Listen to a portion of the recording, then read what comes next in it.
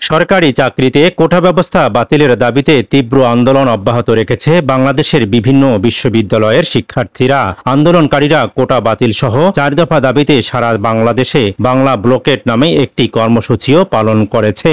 রোববারের এই কর্মসূচিতে রাজধানী ঢাকা সহ দেশের বিভিন্ন সড়ক ও মহাসড়ক অবরোধ করে বিক্ষোভ করতে দেখা গেছে শিক্ষার্থীদের এই কর্মসূচির কারণে ঢাকা ও ঢাকার বাইরে বিভিন্ন সড়ক ও মহাসড়কে বন্ধ হয়ে যায় যান চলাচল।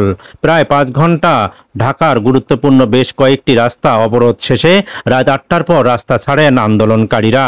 একই দাবিতে সোমবার সারা দেশে কলেজ বিশ্ববিদ্যালয়ে ক্লাস পরীক্ষা বর্জনের পাশাপাশি বিকেল 3:30 থেকে আবারও অবরোধ কর্মসূচির ঘোষণা দিয়েছেন আন্দোলনকারী শিক্ষার্থীরা।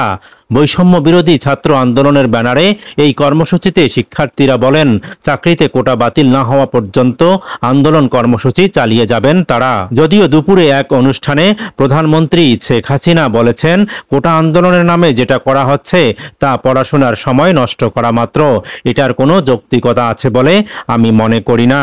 সরকারি চাকরিতে কোটা পদ্ধতির সংস্কারের দাবিতে 2018 সালে শিক্ষার্থীদের আন্দোলনের কারণে সে সময় কোটা পদ্ধতি বাতিল করে সরকার।